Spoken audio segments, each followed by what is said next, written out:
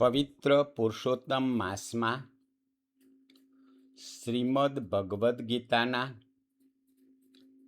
અધ્યાય 15નું શ્રવણ અને વાંચન અતિ ઉત્તમ માન્યું છે. અધ્યાય 15માં અર્જુને ભગવાન શ્રી કૃષ્ણને પુરુષોત્તમ યોગનું જ્ઞાન પૂછ્યું અને સંસારરૂપી પીંપળાના વૃક્ષનું સ્વરૂપ અને તેના મૂળ વિશે સમજાવ્યું. આસક્તિનો ત્યાગ કરીને જ મનુષ્ય પરમ પદાર્થને પ્રાપ્ત કરી શકે છે. ક્ષર, અક્ષર અને પુરુષોત્તમ 3 તત્વોનું વર્ણન કરવામાં આવ્યું છે. ભગવાન પ્રત્યેની ભક્તિથી જ જન્મ મરણના બંધનમાંથી મુક્તિ મળે છે. મનુષ્ય એ વૈરાગ્ય રૂપે તલવારથી આ સંસારરૂપી વૃક્ષને કાપી નાખવાનો છે અને પરમપદ મેળવવાનું છે.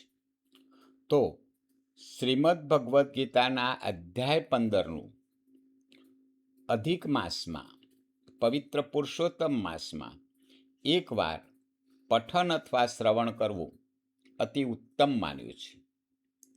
ગુજરાતીમાં અધ્યાય 15ના દરેક શ્લોકનું આપણે ગાન કરીશું અને ટૂંકમાં સમજ મેળવીશું.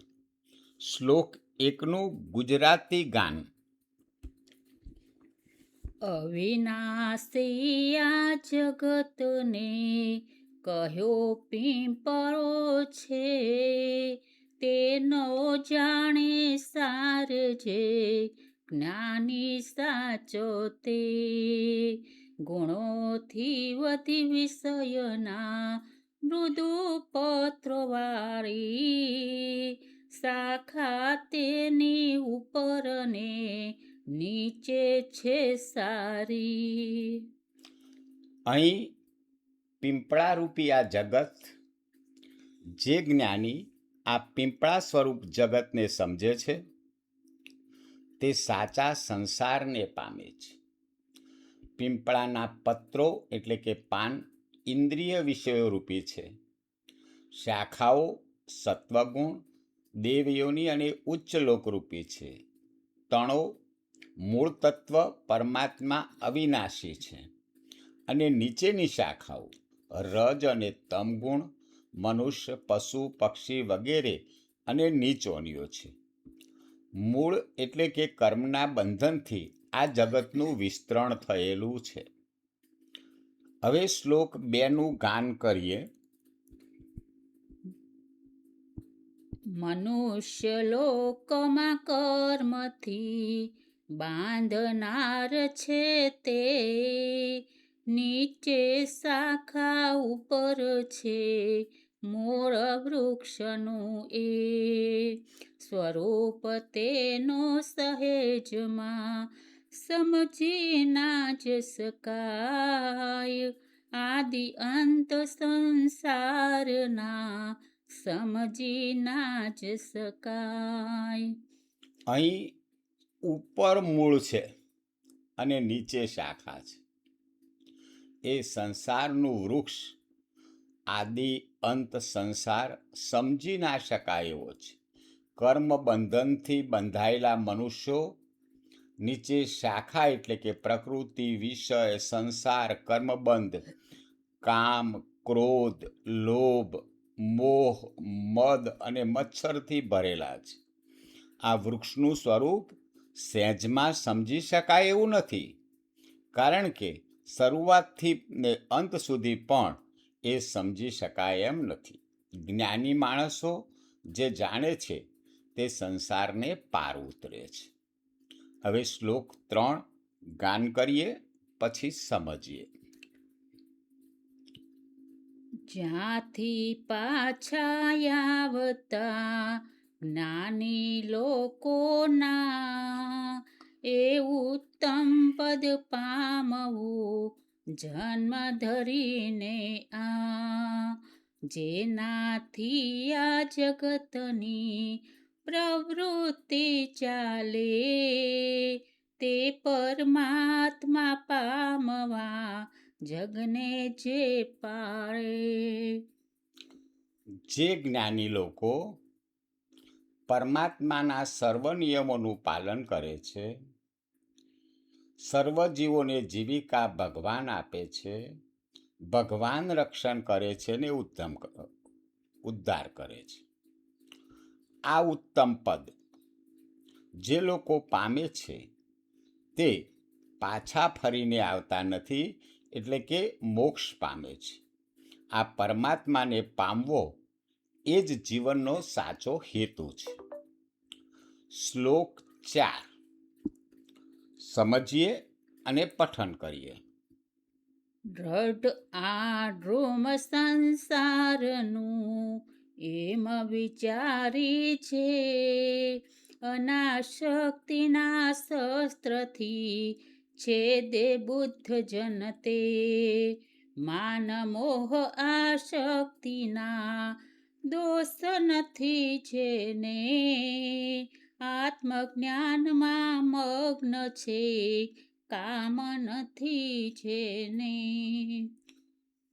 આ સંસારનું વૃક્ષ કામ, ક્રોધ, લોભ, મદ, મત્સર એનાથી ભરેલું છે. એના મૂળ એ અજ્ઞાન છે, શાખા એ વિષયોનો ભોગ છે, વૃક્ષના પાન એ આપણી ઈચ્છાઓ છે ને વૃક્ષના ફળ એ આનંદમાં દુઃખ છે.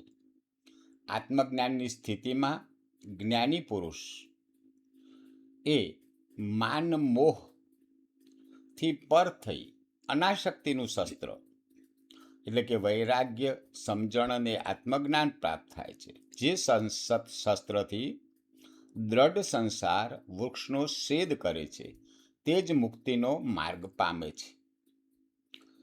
જેના લક્ષણ માન નથી, મોહ નથી, આસક્તિ નથી, આત્મજ્ઞાન છે, કામ નથી અને નિર્વિકાર અને શાંત છે. અનાશક્તિના શસ્ત્રથી સંસાર વૃક્ષનો છેદ કરનાર બુદ્ધ જ્ઞાન થઈ મુક્તિને પામે છે. શ્લોક 4નું પઠન કરીએ અને સમજીએ.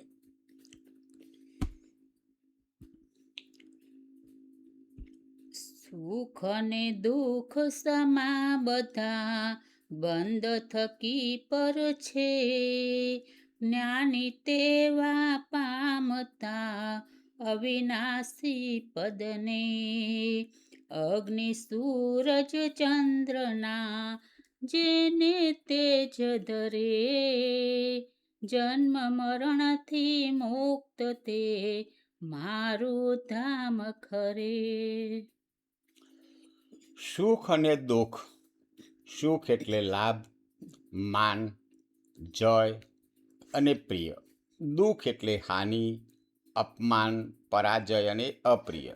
જે જ્ઞાની આ બધા દ્વંદ્વથી પર છે એ અવિનાશી પદને પામે છે. જેનું સ્થિર ચિત્ત છે, જેની બુદ્ધિ સમત્વ છે, જે રાગદેશથી મુક્ત છે.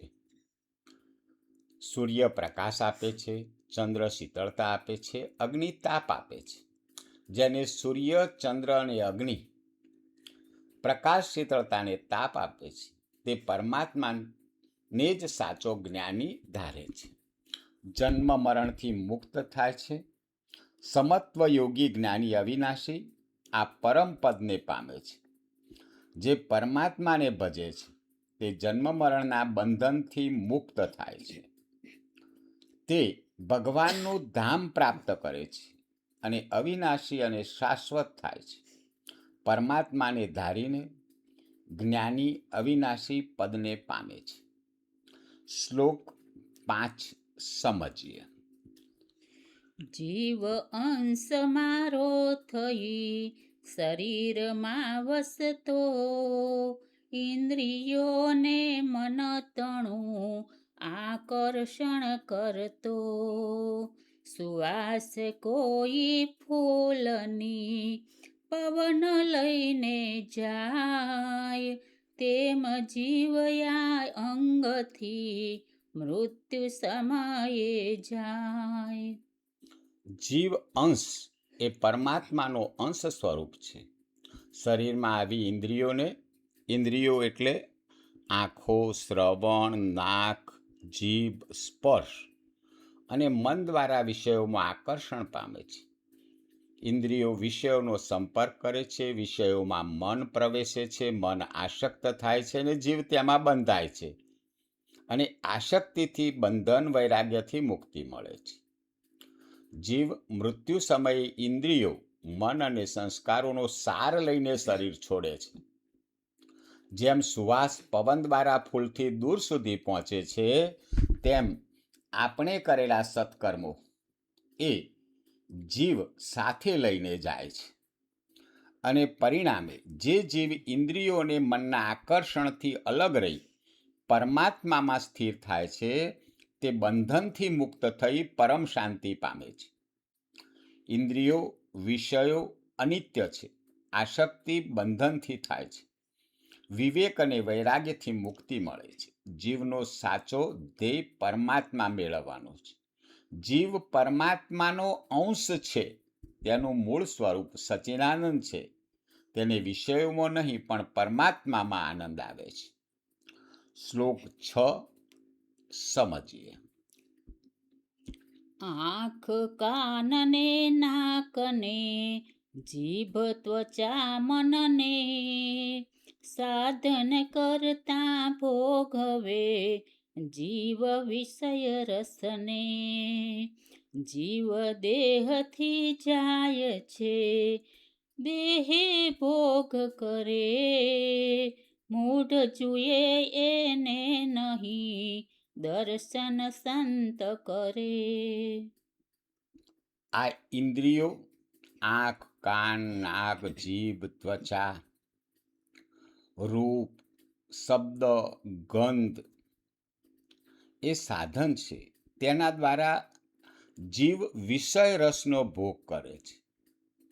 મૃત્યુ સમયે જીવ દેહ છોડે છે, પણ તેની સાથે સૂક્ષ્મ શરીર લઈ જાય છે. મન, બુદ્ધિ, સંસ્કાર અને વાસનાઓ એ સાથે લઈ જાય છે. પછી તે સંસ્કાર અને વાસનાઓ અનુસાર નવા દેહમાં પ્રવેશ કરે છે અને ફરીથી પાછો ભોગ ભોગવે છે. મૂઢ માણસને જીવન જવું આવવું, પુનર્જન્મ અને ભોગ જોવા મળતું નથી. તે માત્ર આ દેહને જ સાચું માને છે. સંતો પોતાના આધ્યાત્મિક દર્શનથી જીવનનું, દેહનું જવું આવવું જુએ છે અને પરમાત્મા તરફ દોરી જાય છે. આમ ઇન્દ્રિયોના વિષય રસમાં આસક્તિ જીવ સંસારનો ભોગ ભોગવે છે. સંતના સંસર્ગથી જ તેનું સાચું જ્ઞાન પ્રાપ્ત થાય છે અને મોક્ષનો માર્ગ મળે છે. શ્લોક 7 ગાન કરીએ અને સમજીએ. યોગી યત્ન કરી જુએ અંતરમાં તેને, યત્ન કરે પણ ના જુએ ચંચળ જન એને. અગ્નિ, સૂરજ, ચંદ્રમાં જે કઈ તેજ જણાય, તેજ તે બધું મેં ધર્યું, મારું એમ ગણાય. યોગી યત્ન કરીને અંતરમાં આત્મદર્શનથી પરમ તત્વનો અનુભવ થાય છે. અગ્નિ, સૂરજ આ બધું તેજ એક પરમ તત્વનું પ્રકાશ રૂપ છે. ચંચળ મન વિષયોમાં દોડે છે, માટે સત્યને નામ ના જોઈ શકે. સ્થિર મનવાળો યોગી અંતરમાં તે અનુભવે છે. હું જ અગ્નિ, સૂરજ અને ચંદ્રમાં તેજ છું. હું જ પૃથ્વીનું ગંધ, જળ, રસ, અગ્નિ, વાયુનો સ્પર્શ છું. આકાશનો શબ્દ છું. હું જ સર્વનું કારણ છું. હું જ સર્વમાં વ્યાપક છું. એમ ભગવાન પુરુષોત્તમ કહી રહ્યા છે. અને તે પરમ તત્વને જે અંતરથી જાણે છે એ જ મુક્ત થાય છે. શ્લોક 8 ધારું છું હું જગતને પૃથ્વીના રૂપમાં, પોષું છું ને ઔષધિ ઢળી ચંદ્ર રસમાં.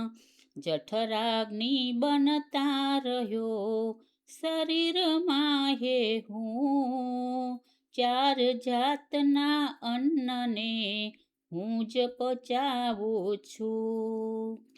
હું પૃથ્વીના રૂપમાં આ સમગ્ર જગતને ધારણ કરું છું. મારા ધારણથી જ બધું સ્થિર થાય છે, બધું સ્થિર ચાલે છે.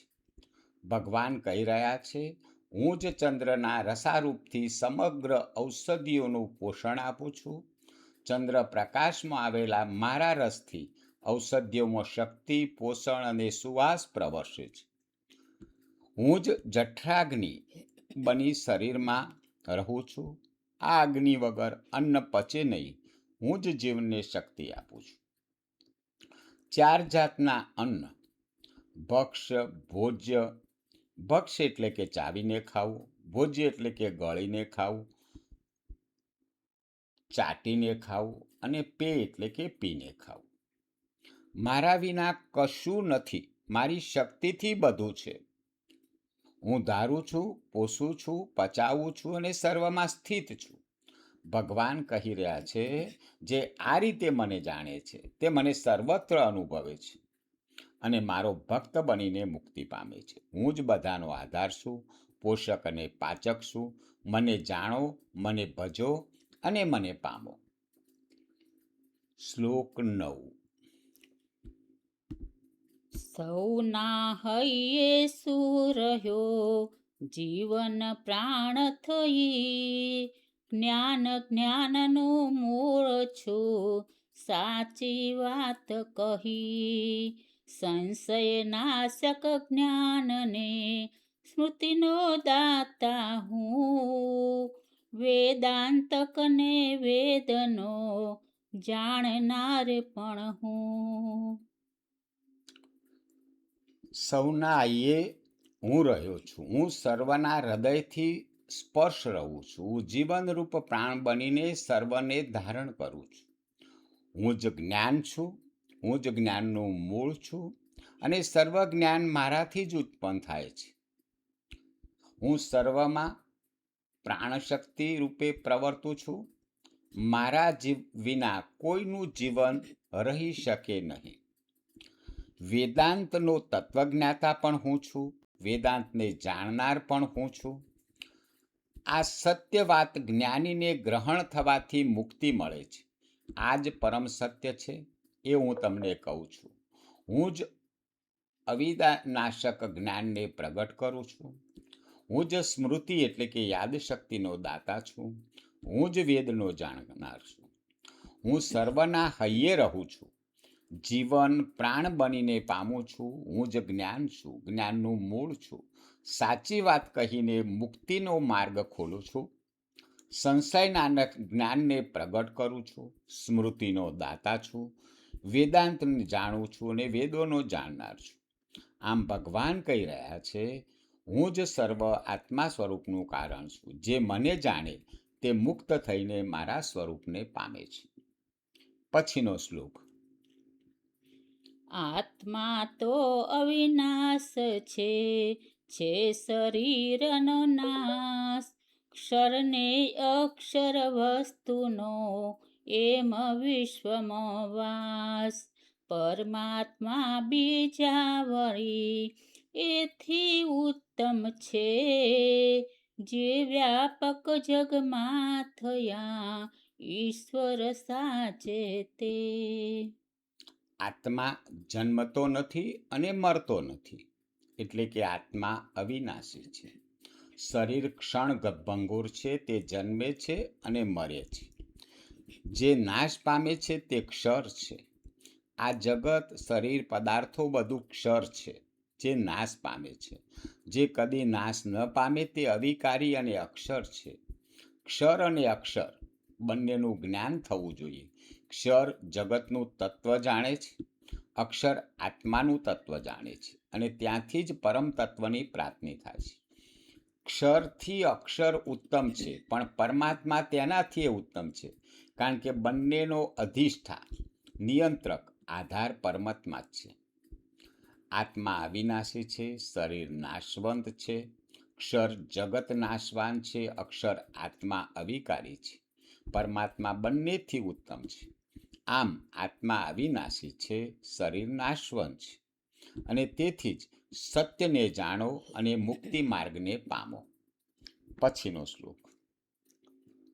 ક્ષર અક્ષરથી શ્રેષ્ઠ હું, એથી અર્જુન હે.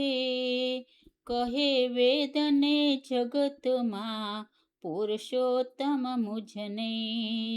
મને જ પુરુષોત્તમ રૂપે, જાણે જ્ઞાની જે. ભજે સર્વ ભાવે મને, સર્વજ્ઞ ખરે તે. ક્ષર એટલે નાશવાન, પુરુષોત્તમ એટલે જે ક્ષર અને અક્ષરથી પણ શ્રેષ્ઠ છે તે પુરુષોત્તમ છે. એ અવિનાશી છે, જે કદી નાશ પામતા નથી. વેદો મને પુરુષોત્તમ કહે છે, અને હું જ સર્વનો આધાર છું. હું જ સર્વનો આત્મા છું, સર્વનો સાક્ષી છું, સર્વનો પાલનહાર છું, સર્વનો અંતર્યામી છું, સર્વશક્તિમાન છું. મારો ભજન કરનારને હું કદી ત્યજતો નથી. આમ ભગવાન કહે છે કે હું ક્ષર અક્ષરથી શ્રેષ્ઠ છું. એથી એ અર્જુન,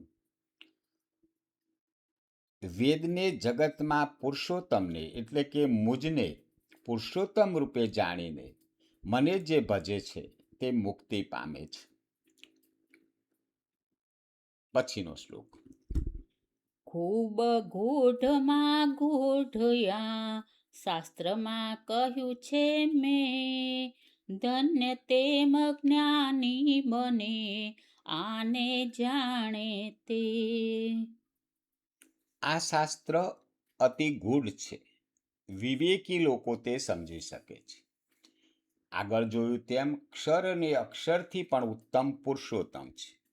અજ્ઞાન અંધકાર એ દૂર થાય અને જ્ઞાનના પ્રકાશનો ઉદય થાય. જેણે આ તત્વને સાચું જાણ્યું છે તે જન્મ મરણથી મુક્ત થાય છે.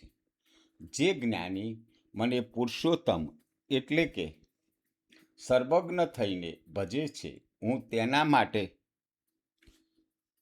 સર્વોત્તમ છું. તે મારો અને હું તેનો છું. જે આ તત્વને જ્ઞાન કરે છે, જીવન મુક્ત બની જાય છે. આમ પરમ ગુઢ જ્ઞાનનું શ્રવણ, મનન અને ધ્યાન કરો. જીવન ધન્ય બને, પરમાત્મા પ્રાપ્ત થાય. આમ 15મા અધ્યાયમાં ભગવાન શ્રી કહે છે કે હું ક્ષર અક્ષરથી પણ પર છું, એટલે કે ઉત્તમ તત્વ પરમાત્મા છે, અને તેને ભજવાથી સર્વ પાપોથી મુક્તિ મળે છે અને મોક્ષ થાય છે. તો અધ્યાય 15માં ભગવાને આ જીવનને પીંપળાના વૃક્ષ સાથે સરખાવ્યું છે. અધ્યાય 15 અહીં પૂર્ણ કરીએ છીએ. સારા વિચારો આપણને સારી પ્રેરણા આપે છે અને સારા જીવન માટે આપણને માર્ગદર્શન આપે છે. આ જ પ્રકારના વિડીયો જોવા માટે આપ spiritual motivation by Haresh Joshi YouTube પર સબસ્ક્રાઈબ કરો. જય શ્રી કૃષ્ણ.